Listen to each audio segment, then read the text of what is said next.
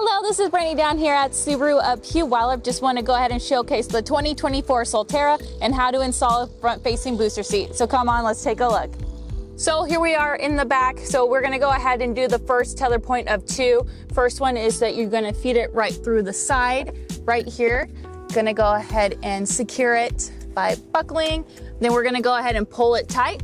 So that secures the first point. Let's go on in the back to do the second. Okay, so now we're on in the back, so we're gonna go ahead and do the second tether point. You're gonna go ahead and feed it through the headrest as so. Then we're gonna go ahead and click it onto the tether point. Go ahead and pull it tight. So that's gonna be securing the second tether point. All right, so there you go. That's how you have it to install front-facing booster seat in the 2024 Solterra. If you have any additional questions, you can visit us at 720 River Road, SubaruPuyallup.com, and don't forget to like and subscribe.